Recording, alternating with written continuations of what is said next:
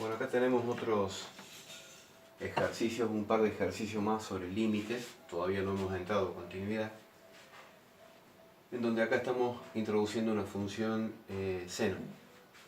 Tenemos un producto de x cuadrado por seno de y sobre x el argumento de la función sinusoidal.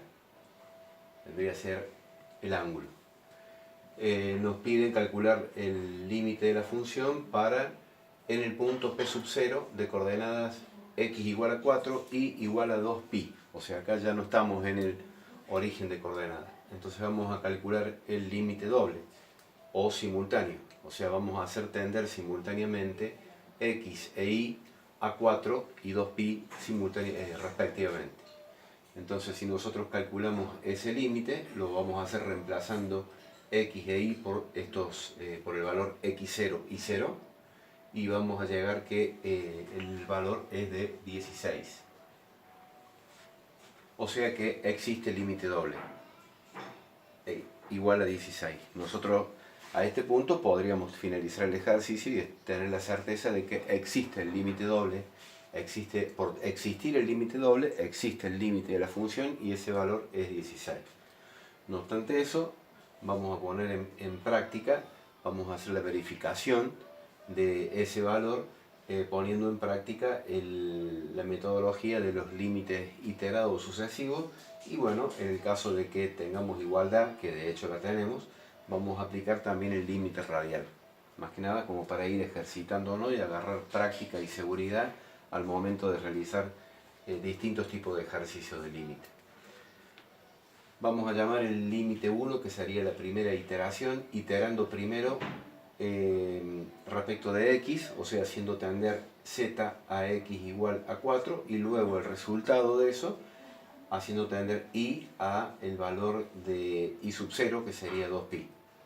Si nosotros hacemos z, reemplazamos x igual a 4, nos va a quedar 4 al cuadrado seno de y sobre 4. Si nosotros a esta expresión le reemplazamos y por 2pi, nos va a quedar seno de 2pi sobre 4, o sea, seno de pi sobre 2, seno de pi sobre 2, equivalencia 90 grados, seno de 90 grados es igual a 1, entonces nos va a quedar directamente 16. El límite de 16 es un número, no depende ni de x ni de y, entonces es el valor del límite 1, que es la primera iteración. Entonces hasta ahora venimos coincidiendo. Vamos a hacer la iteración contraria, la opuesta, o sea, yendo por el camino inverso. Primero acercándonos al punto, tendiendo a y a 2pi y luego x a 4. Nosotros vamos a ver que desde el punto de vista matemático vamos a llegar exactamente al mismo valor. Si nosotros hacemos tender a z evaluándola para y igual a 2pi, vamos a tener x al cuadrado, pero en vez de colocar y vamos a colocar 2pi sobre x. Si a esta expresión nosotros le reemplazamos x igual a 4, va a quedar 16 sobre 2pi sobre 4. Y vamos a llegar a esta misma expresión.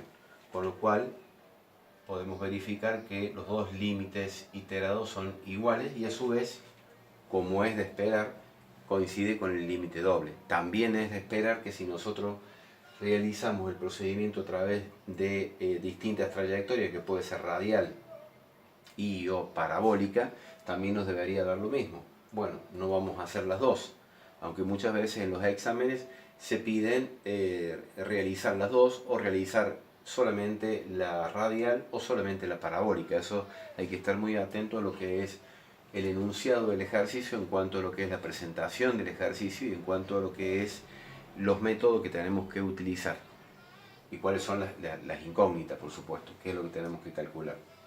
El límite radial acá presenta una pequeña variación porque vamos a escoger un haz de recta. Lo único que ahora la recta no es y igual a mx, porque y igual a mx es el formato que tiene un haz de recta que pasa por el origen. O sea, no tiene ordenada al origen. En este caso, el punto P sub 0 es 4, 2pi. O sea que si nosotros a esto lo graficamos. En X vamos a tener 4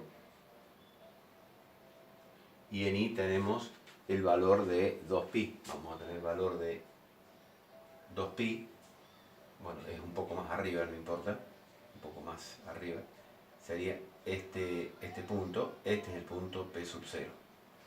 Entonces el haz de recta no va a pasar por el origen de coordenadas, no tiene sentido. El haz de recta que nosotros vamos a elegir es este. Siempre el parámetro va a ser m. Entonces recordamos cuál es el formato genérico de una recta que pasa por dos puntos, x0 y 0. En este caso x0 es 4, y sub 0 es 2pi. Es y menos y sub 0 igual a m x menos x0. M sigue siendo, como es lógico recordar, la pendiente. De acá nosotros realizamos la sustitución, ponemos y menos, ¿cuánto vale y sub 0? Vale 2pi. Igual a m, x menos x sub 0. ¿Cuánto vale x sub 0? Vale 4. Luego realizamos un pasaje de término, es muy elemental porque el segundo miembro lo mantengo acá, pero este menos 2pi pasa al segundo miembro como positivo. Entonces nos queda esta expresión. Y luego calculamos el límite radial para x que tiende a 4, porque hemos puesto y en función de x. Si hubiésemos puesto x en función de y, tendríamos que hacer el límite radial, el límite para y que tiende a 2pi. Pero bueno, como lo expliqué en el ejercicio anterior, vamos a mantener esta forma de explicitar y en función de x, no solamente porque estamos habituados, sino porque es conveniente, mucho más fácil. Entonces, nosotros acá a este punto lo que vamos a hacer es reemplazar, vamos a colocar x al cuadrado, seno de y, lo único que habrá ahí es una función de x, entonces vamos a reemplazar el numerador del argumento de la función sinusoidal por esta expresión que tenemos acá, es decir, m, x menos 4 más 2pi. El denominador queda igual, porque es igual a x. Ahora lo que vamos a hacer es sustituir. En vez de colocar x vamos a colocar 4, nos queda 4 al cuadrado por el seno de m, factor de 0, porque va a quedar 4 menos 4, más 2pi sobre 4. Entonces nos va a quedar 4 al cuadrado 16 por el seno de el primer término del numerador se anula, queda 2pi sobre 4, o sea pi sobre 2, seno de pi sobre 2 es igual a 1, y queda que el límite radial es igual a 16. Igual que los límites iterados, igual que el límite doble. Lo cual nos está, en cierta forma, confirmando, digo en cierta forma porque podríamos, alguno podría pensar, bueno, pero yo me quiero acercar a este punto por una trayectoria parabólica. Obviamente no puede ser esta parábola, ¿no? Porque esa parábola sí podría ser esta parábola. O sea, la parábola que pase por este punto P sub 0. Pero vamos a estar más tiempo determinando la expresión analítica de la parábola que pase por el punto P sub 0 que resolver el ejercicio propiamente dicho.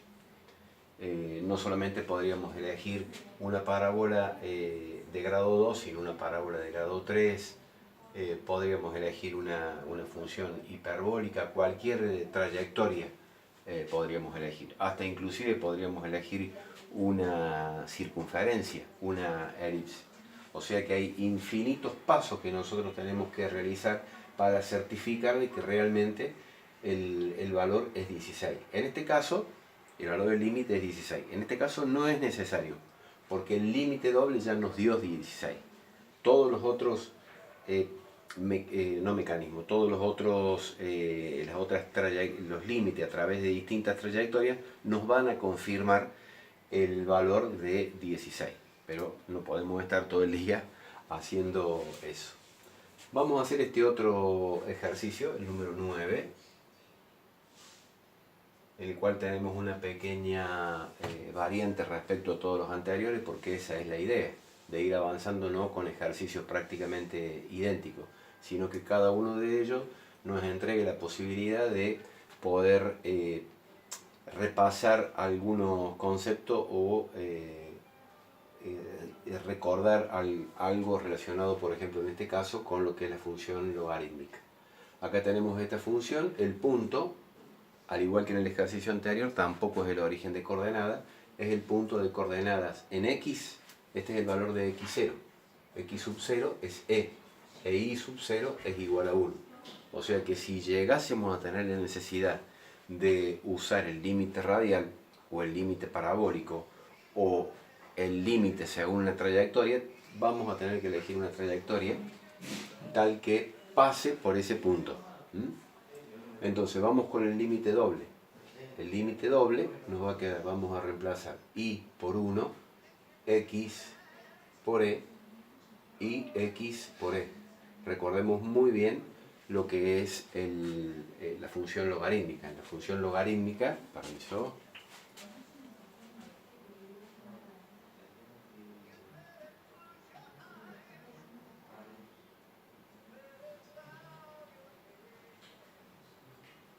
esto sería el logaritmo de y igual al logaritmo de x. Recordemos muy bien que la función logarítmica, el logaritmo de la unidad es igual a 0. Y si esto fuese, en este caso, podemos decir que este es el logaritmo decimal. Si esto es igual a 10, bueno, no está muy a escala que digamos, ¿no? Pero lo importante es el hecho conceptual. El logaritmo de la base es igual a 1. El logaritmo de la base es igual a 1. En este caso tenemos el logaritmo de la base, porque este es un logaritmo natural. Entonces, como es un logaritmo natural, acá tenemos que el logaritmo en base de e es igual a 1. Entonces nos va a quedar 1 sobre e directamente. O sea que existe el límite doble. Al igual que en el ejercicio anterior.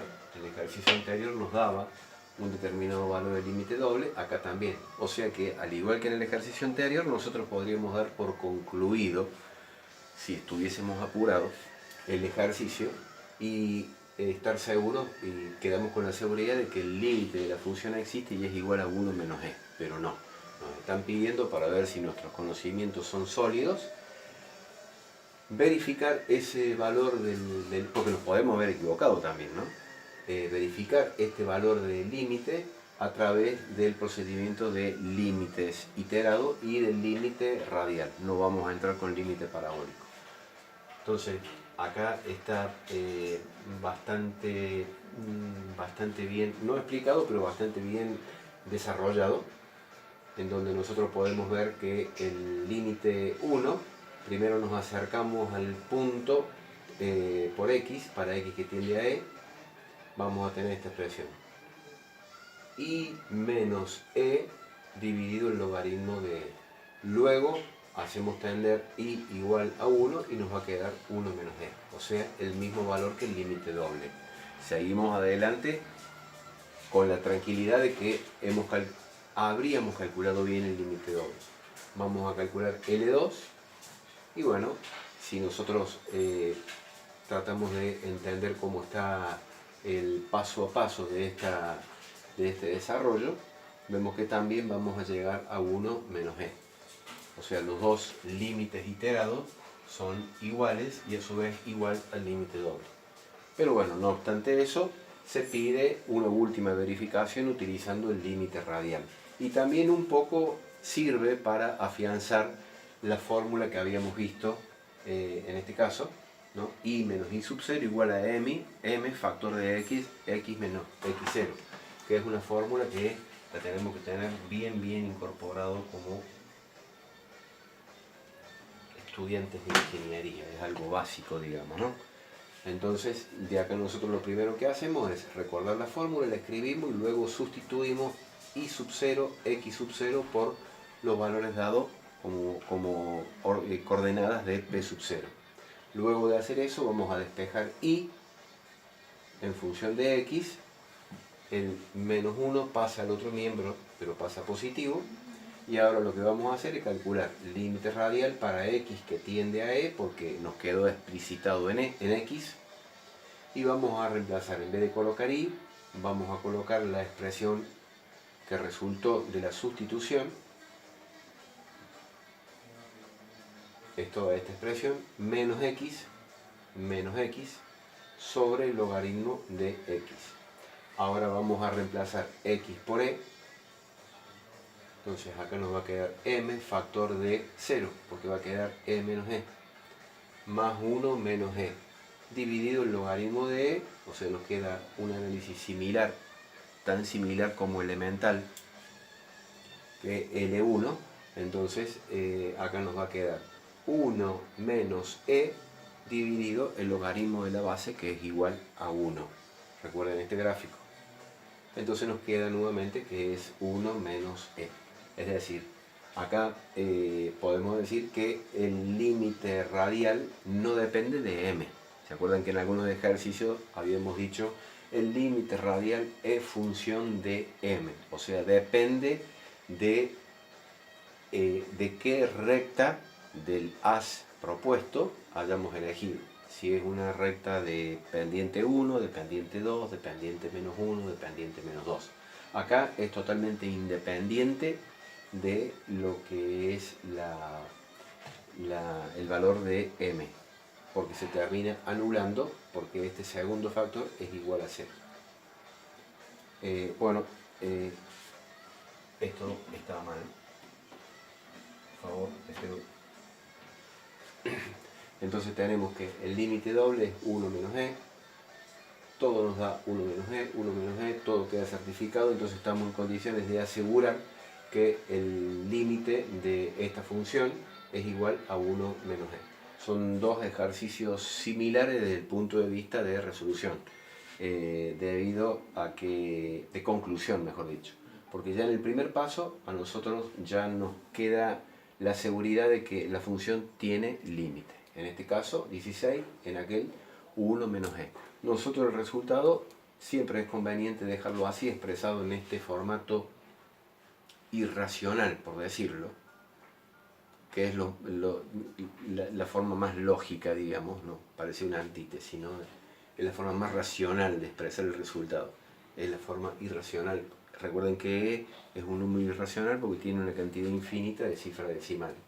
Acá tenemos 1 menos e, alguno puede decir con cuántos decimales trabajamos. No, no hace falta decimales porque cuando tengan que hacer el parcial no van a usar calculadora.